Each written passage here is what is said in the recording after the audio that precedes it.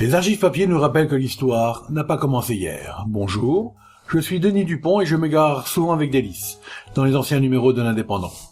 Suivez-moi avec le podcast, je vous parle d'un temps.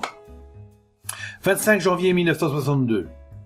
Charles Trenet nous a pris l'ours, dit M. Baptiste Pams, maire d'Arles-sur-Tech. Qu'est-ce que c'est que cette histoire?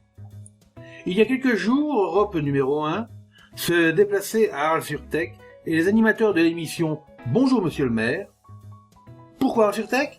Parce qu'on a entendu parler à Paris d'un sarcophage miraculeux et aussi on a appris que Monsieur Lucien Trenet, père de Charles, avait été premier magistrat pendant un certain temps de cette commune.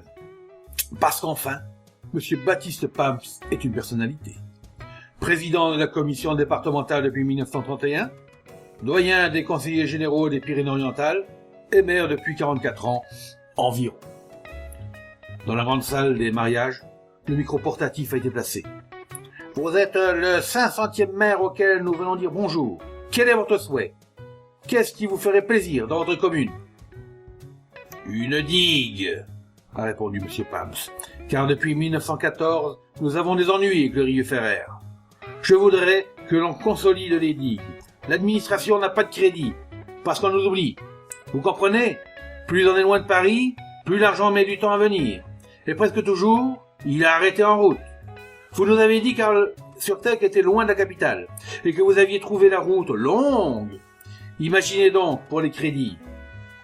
Au mois de novembre, nous avons évité de peu une nouvelle inondation. Si on ne nous répare pas la digue, nous risquons beaucoup dans l'avenir. Ce qu'il faudrait, c'est aller au ministère, à Paris. Qu'à cela ne tienne, nous vous invitons à y aller et prenons tous vos frais à notre charge. Le second problème qui intéressait le reporter était un différend entre le maire d'Arles-sur-Tech et Charles Trenet. J'accuse Charles Trenet de nous avoir volé l'air de la chanson L'ours. C'est du folklore d'Arles. Venez écouter. Et monsieur le maire a chanté, en catalan, la danse de l'ours, qui est un chant traditionnel, en vogue le jour de la Chandeleur, où un homme est habillé d'une peau d'ours et porte sur la tête la gueule du fameux animal. J'ai demandé à Trenet des droits d'auteur de cette chanson, qui serait versée à l'hospice. Il n'a jamais répondu.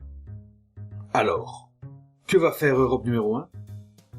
Dans quelques jours, M. Pams va partir pour Paris, où il sera l'invité d'honneur d'Europe numéro 1.